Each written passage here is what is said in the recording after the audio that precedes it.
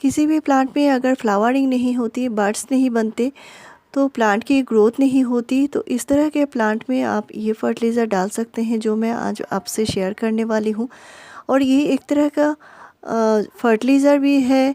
इसको आप मिट्टी का पीएच बैलेंस भी ठीक कर सकते हैं, प्लांट में जो कीड़े मकोड़े हैं इनको भगा सकते हैं, और इसको आप घरेलू जो फंजीसाइड की तरह भी इस्तेमाल कर सकते हैं। और इसे आप मिट्टी में डाल सकते हैं या पौधे के ऊपर स्प्रे भी कर सकते हैं। तो पौधों में कलियां नहीं बनती, ये आप इसके लिए भी इस्तेमाल कर सकते हैं। तो एक ही चीज़ है और इसका बहुत तरीके से आप यूज़ कर सकते हैं। तो इस तरह प्लांट के ऊपर स्प्रे करने से जो कीड़े मकोड़े पत्तियों के नीचे लगे हुए होते हैं ये भी चले जाते हैं। तो इसका स्प्रे करने का जो तरीका है वो मैं आगे आपसे शेयर करने वाली हूँ, और मैं मिट्टी में कैसे इसको यूज़ करते हैं जिससे पीएच बैलेंस मेंटेन रहता है, प्लांट में अच्छी फ्लावरिंग होती है, प्लांट में बड्स बनना शुरू होते हैं, तो वो भी मैं आपसे शेयर करने वाली हूँ। तो प्लांट में इस तरह अगर एक बार प्लांट में फ्लावरिंग हो चुकी है और फिर से बड्स नहीं बन रहे हैं, तो उस तरह के प्लांट में भी दे सकते हैं। जैसे कुछ परमानेंट प्लांट होते हैं, इस प्लांट में भी दे सकते हैं, जैसे हिबिस्कस हो गया, गुलाब हो गया या एक्सोरा हो गया, इनमें भी दे सकते हैं, अपराजिता में भी दे सकते हैं। और जो विंटर फ्लावरिंग प्लांट हैं जो एक बार फ्लावरिंग कर चुके हैं इनमें भी दे सकते हैं, जैसे गुलदाउदी हो गया यानी क्रिसैंथेमम। तो इनमें अगर बड्स नहीं बन रहे हैं तो इसके लिए भी डाल सकते हैं। तो ये जो फर्टिलाइज़र है महीने में एक ही बार इस्तेमाल करना है, ज़्यादा इस्तेमाल करने से पीएच बैलेंस में गड़बड़ी होगी। तो अगर मिट्टी का बैलेंस सही रखना है तो महीने में एक बार आपको इसे ज़रूर यूज़ करना पड़ेगा, और ये मिट्टी को उपजाऊ बनाए रखेगा, साथ में मिट्टी में कीड़े मकोड़े होने नहीं देगा, और जो मिट्टी में जो फंगस बने रहते हैं उनको भी ये ठीक करेगा। तो ये घरेलू फंजीसाइड भी है।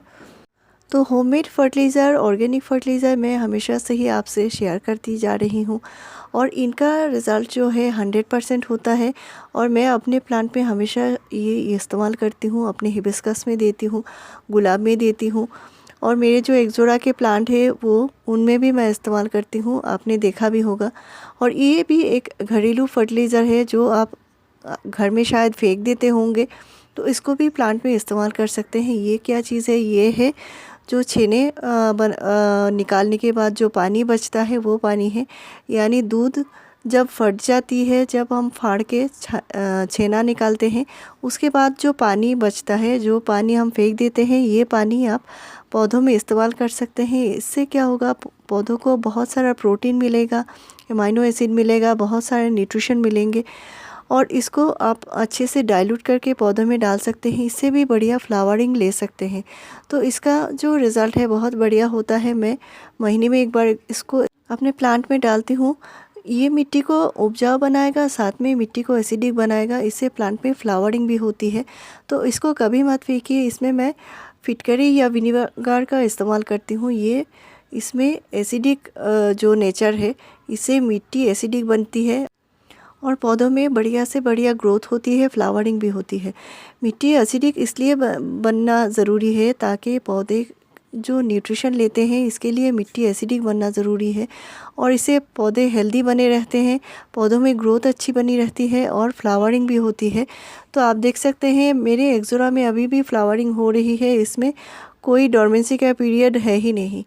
तो ये आप अभी भी इस्तेमाल कर सकते हैं। दूसरा एक चीज़ है, आपके पास अगर छेने का पानी नहीं है तो कोई बात नहीं, ये देखिए दूसरा चीज़, और इसका भी इस्तेमाल पौधों में कर सकते हैं। बहुत ही आसानी से आपको मिल जाएगा ग्रोसरी शॉप में, और इसका प्राइस भी बहुत ज़्यादा नहीं है।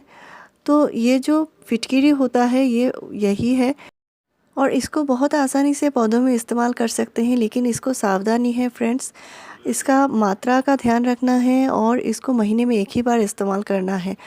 तो इसमें क्या होगा, इसे मिट्टी तो उपजाऊ बनेगी ही, साथ में प्लांट में बर्ड्स भी बनेंगे। और ये जो फिटकरी है इसको आप घोल के पौधे में इस्तेमाल कर सकते हैं। बहुत ही तो इस तरह सिंपल सी चीज़ से आप बहुत ही बढ़िया गार्डनिंग कर सकते हैं। और इसको जो क्वांटिटी है बहुत ही कम क्वांटिटी चाहिए हमें, और पौधों में भी आप 100 ml से ज़्यादा नहीं देंगे एक साथ। तो इसको मैंने 1 पिंच लिया है और छोटी सी कटोरी में लिया है, यहाँ पे 100 ml पानी होगा। तो इसको अच्छे से घोल लेना है और इसको डाइल्यूट भी करना होगा। तो पौधों में जब भी इस्तेमाल करना है, पौधों की मिट्टी बहुत ज़्यादा ड्राई भी नहीं और गीली भी नहीं, मॉइस्ट मिट्टी में आपको इसे डालना है, एकदम ड्राई मिट्टी में नहीं डालना है। और इसका मैंने सिर्फ 1 पिंच ही लिया है और इसको 3 गुना पानी में डाइल्यूट करना है। और डाइल्यूट करना इसलिए ज़रूरी है ताकि पौधे की पत्तियां जले नहीं, और आपको भी इस तरह सावधानी रखनी है मात्रा का।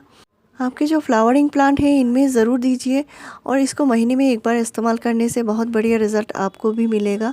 लेकिन 100 ml से ज़्यादा नहीं देना है फ्रेंड्स, इसका मात्रा का ध्यान रखिए। और इसका स्प्रे भी कर सकते हैं, इससे कीड़े मकोड़े चले जाते हैं, चींटियाँ भी कम हो जाती है। तो इसको स्प्रे कर सकते हैं, 10 दिन में एक बार प्लांट के ऊपर स्प्रे कर सकते हैं। तो इसको 1 लीटर में डाइल्यूट करूँगी, इसलिए 2 पिंच लिया है और इसको डाइल्यूट अच्छे से कर लेना है। इसके बाद स्प्रेयर में डालना है और पौधे के ऊपर स्प्रे करना है। तो इसको आप थोड़ा शाम के टाइम कर सकते हैं, भरी दोपहरी में इसको स्प्रे नहीं करनी है, इससे पत्तियां जलने का ख़तरा होता है। तो इससे पौधे के फंगस भी चले जाते हैं, घरेलू फंगस, फंजीसाइड का काम करता है ये। तो मेरे चैनल में आपको ऐसे ही बढ़िया जानकारी मिलती रहेगी। वीडियो पूरा देखने के लिए थैंक यू।